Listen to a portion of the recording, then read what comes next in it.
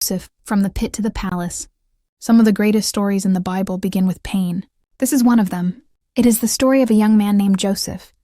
A dreamer, a slave, a prisoner, and finally a ruler. But above all, it is a story of how God turns evil into good. The favored son. Joseph was the 11th son of Jacob, but he was different from the rest. His father loved him deeply, so deeply that he gave Joseph a special robe, richly colored and beautifully made. Every time Joseph wore it, his brothers noticed, and jealousy grew. To make matters worse, Joseph had dreams. One night, he dreamed that his brothers' bundles of grain bowed down to his. Another night, he dreamed that the sun, moon, and 11 stars bowed before him. Joseph shared the dreams, but instead of joy, they brought hatred. Brother mocking. So you think you'll rule over us? From that day on, his brothers hated him even more. The betrayal. One afternoon, Jacob sent Joseph to check on his brothers in the fields. Joseph put on his robe and began the long walk. But when his brothers saw him coming from a distance, they plotted. Brother, here comes that dreamer. Let's kill him. Reuben, the oldest, intervened. Reuben, don't shed blood. Throw him into this pit instead. They grabbed Joseph, tore off his robe, and threw him into a deep, empty pit. Joseph cried out, but no one listened. Later, when traders passed by, the brothers changed their plan. They sold Joseph for 20 pieces of silver. As Joseph was taken away in chains, his brothers dipped his robe in blood and showed it to their father. Jacob wept. Joseph was gone. A slave in a foreign land. Joseph was taken to Egypt and sold as a slave to a man named Potiphar, an officer of Pharaoh. Though Joseph had lost everything, one thing remained.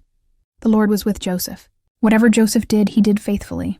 Soon, Potiphar noticed and placed Joseph in charge of his entire household. But trouble came again. Potiphar's wife falsely accused Joseph, and without a trial, he was thrown into prison. Once more, Joseph lost everything, or so it seemed. The prison years. Even in prison, God did not abandon Joseph. The warden noticed Joseph's character and put him in charge of the other prisoners. One night, 2 royal officials had disturbing dreams. Joseph listened carefully. Joseph, interpretations belong to God. Tell me your dreams. Joseph explained them, and everything happened exactly as he said. Before one official was released, Joseph made a request. Joseph, remember me when things go well for you. But he was forgotten. 2 long years passed. Pharaoh's dream. One night, Pharaoh himself had troubling dreams. None of Egypt's wise men could explain them. Then suddenly, the cupbearer remembered Joseph. Joseph was rushed from prison, cleaned, and brought before Pharaoh.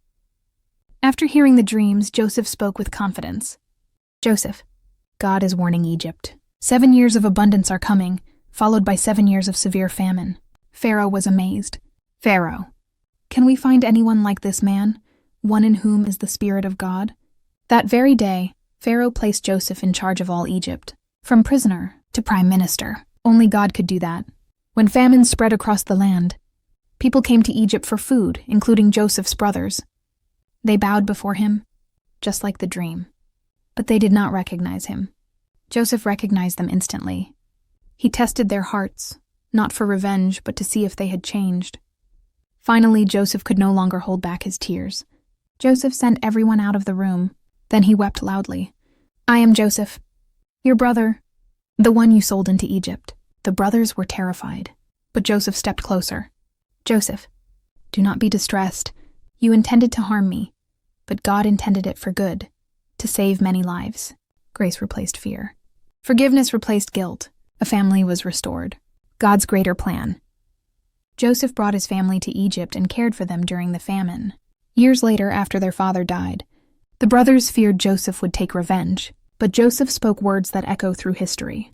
You meant evil against me, but God meant it for good. Joseph's story reminds us, God is working even when life feels unfair, even when dreams seem dead, even when betrayal cuts deep. The pit is not the end.